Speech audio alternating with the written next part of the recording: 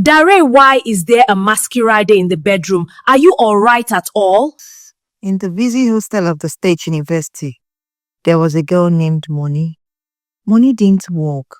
She marched like she was on a runway. She was the queen of high standards. Moni's biggest problem was that she hated boring love. Whenever her roommate Shola got a romantic good morning text from her boyfriend, Moni would ease. Shola, your life is too flat, she says as she paints her nail. The man is like a timetable. Every time, yes dear, up and down. Everything is yes dear. And I'm coming over by 4 p.m. Me. Hmm. I want a man who is a wildfire. I want spontaneity, especially in the bedroom. I want a man who can give me a shock. If I can predict what he will do next, then he has failed the exam. Then she met Dari. Dari was a tall and handsome guy with a fast smile. He didn't believe in planning. He would call Moni at 1 a.m. and say, "Babe, come outside. Let's go and buy bread in another state." Moni loved it. She told her friend, finally a man who matches my energy.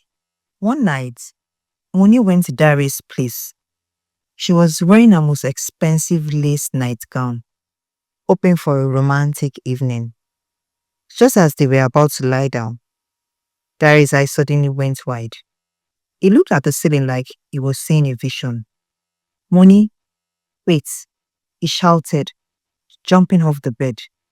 Before Moni could ask what was wrong, Dari started dragging the heavy wooden wardrobe to the middle of the room. He was sweating and panting. "Dari, what are you doing? It's midnight, for God's sake," Moni said, clutching on her pillow. "Babe, this vibe just eats me." Do you get the vibe I'm thinking about? Normal beds are not for people. And believe me, normal beds are for people without vision. Tonight, we are sleeping on top of the wardrobe. It's spontaneous. It's like we are eagles in the sky. Oh yeah, start climbing. Moni spent the night squeezed against the ceiling on top of a dusty wardrobe, her back aching. While Dari snored loudly next to her, she began to wonder, is it spontaneity? Or does this guy have his screw loose? She woke up with a stiff neck and a excruciating back pain. The day Moni finally ran for her life was a Sunday. She had prepared for a nice quiet lunch.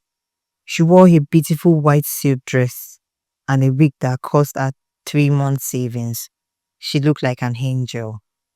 Dari walked in and said, "Moni, you know I love you, and I know you love surprises."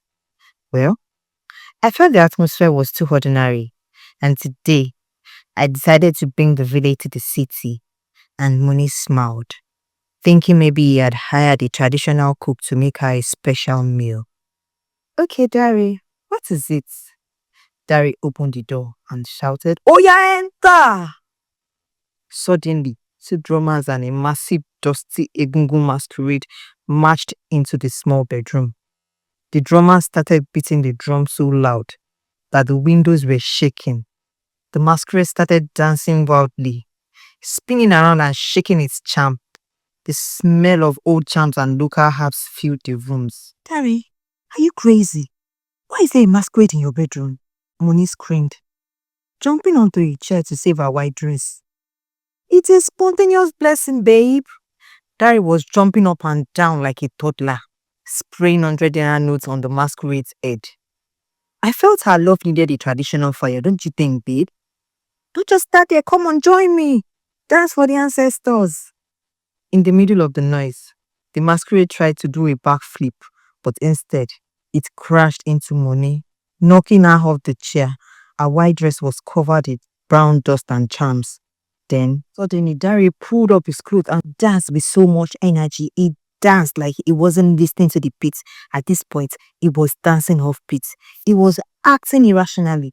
He would run to the other side of the bedroom, run back to the other side again. He would pick his nose, tear his nose in 360 direction. And as he was doing this, he kept on screaming, "Yes, we are free like a bird."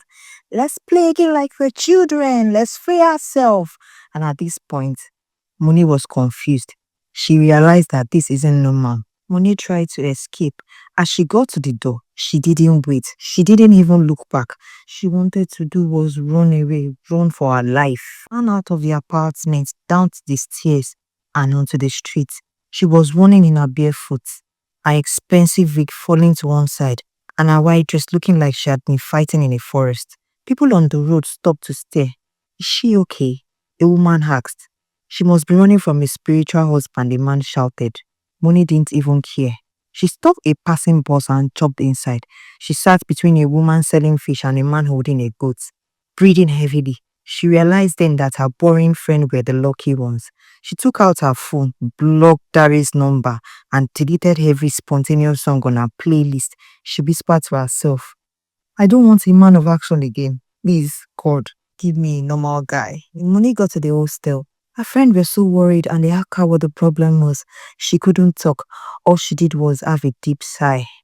Days after, she was old enough to talk, and her friends couldn't help but laugh and laugh uncontrollably. Moni learned the hard way. The difference between a vibe and a mental case is very small. If you pray for fire, don't be surprised when your highbrow skirt turns off.